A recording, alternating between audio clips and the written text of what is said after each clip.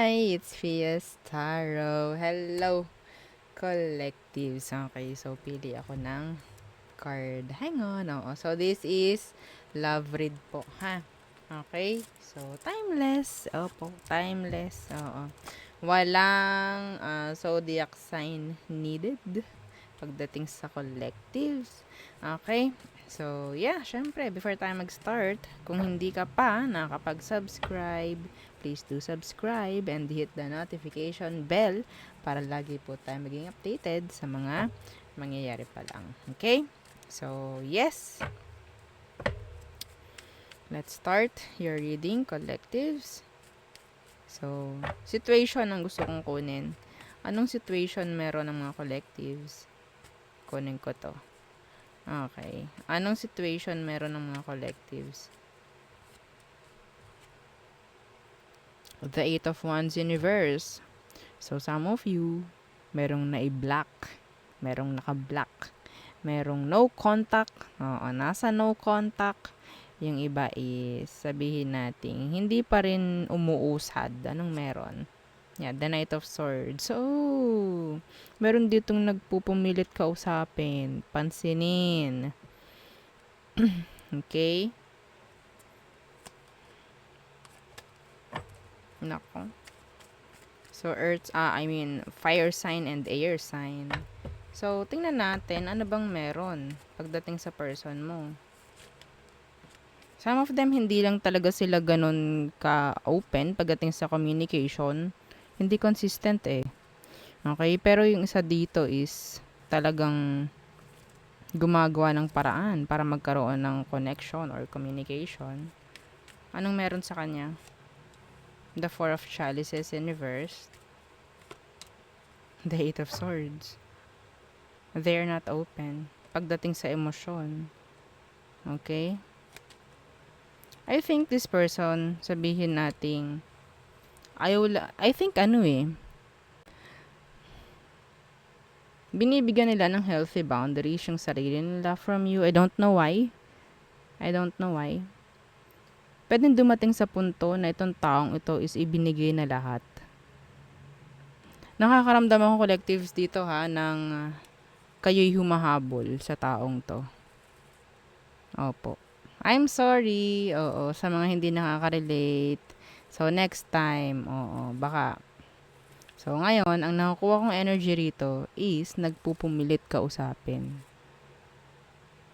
Okay? At ang taong to, hindi na siya available pagdating sa communication. Ang nakikita ko kasi, lahat ibinigay nitong taong to sa'yo. So, gusto mo makita ano ba ang emosyon niya sa'yo? Tingnan natin. Anong emosyon nito sa'yo?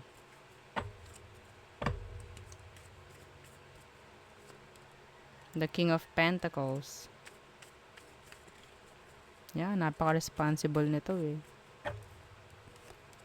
Yeah, and the Page of Pentacles in reverse, they're not open pagdating sa komunikasyon talaga. Yeah, the Chariot.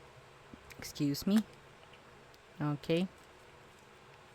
The Ace of Chalices, meron pa rin. Meron pa rin. May emotion pa rin po.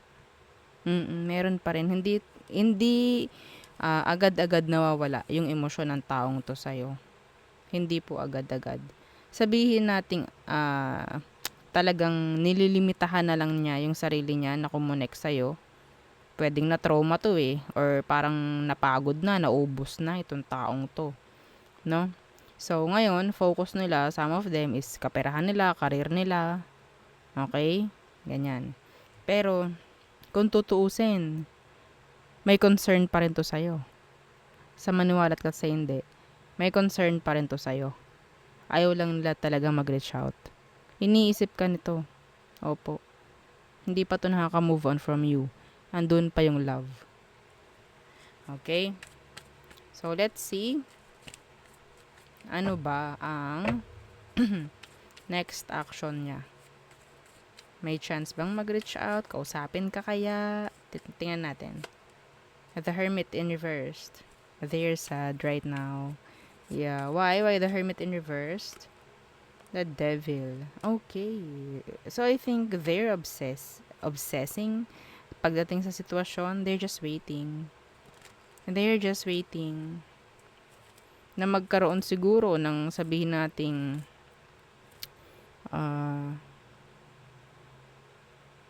parang kasing hindi sapat yung ginagawa mo ngayon. Nag-iisip pa to, nagtitingin pa, inaaral ang sitwasyon. They're sad. Opo. Okay? Pero hindi mo maalis sa kanya yung mga nangyaring hindi maganda before Yun yung isang hadlang dito. No, yun yung humahadlang sa kanya para mag-reach out sa'yo, para mag-reply sa'yo, para mag-connect. Okay po, hindi natin masisisi itong taong to kung na-trauma siya. Some of them, na-trauma. Okay?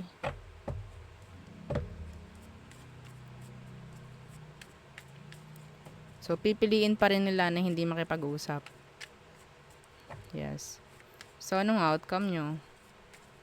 Anong outcome nyo, collectives? Ten of Swords. So, that's ending. That's ending. Why the Ten of Swords? Ten of Chalices. Oh my God. Oh. So, this is like, sabihin nating, mas pinipili, no? Yung healing. Mas pinipili yung sabihin nating, ang sasabihin ko talaga, collectives, ha? Itong taong to, nagtiyaga to sa'yo noon. So, sabihin natin vice versa. Kung vice versa, okay. Pero, I'm not seeing this as vice versa. Like, not a cross-watchers read.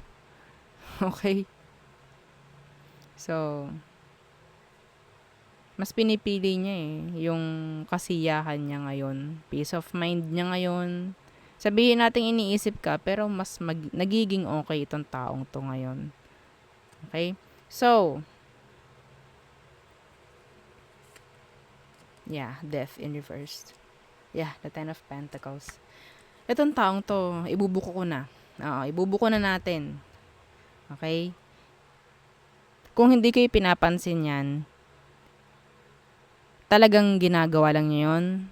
Talagang pinipili lang muna niya na magkaroon ng, sabihin nating, kapayapaan, no, sa kanya. Parang ganyan. Pero eventually, nakikita ko na pwedeng mag-reach out yan. And magkakaayos rin kayo in the end. Yes. Okay, nakita ko po dito Yeah, death in reverse. This is repeat. Or pagbabalik. Pero kailangan po ng may matapos. Okay? Kailangan po may mag-stop.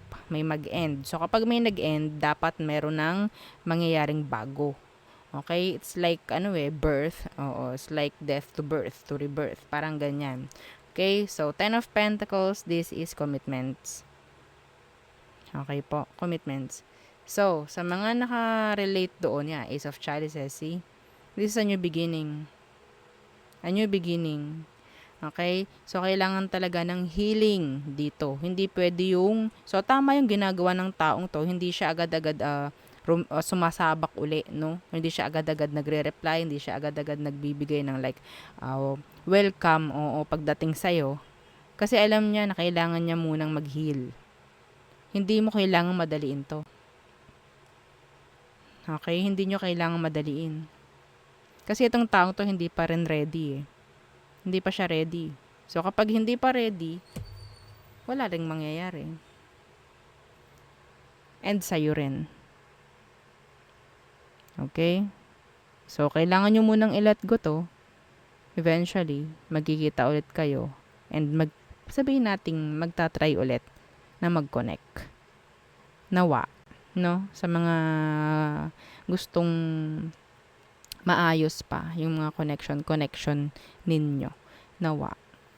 Okay, so there. Yun po, no, ang ating reading for the collectives. Yes, claim nyo. Sa mga gustong talagang maayos muli, kailangan lang muna talagang magsakripisyo. Opo. No? So, yun po ang ating reading para sa inyo, mga collectives. Again, don't forget to like, share, and subscribe, and follow our FB page. Thank you. Bye.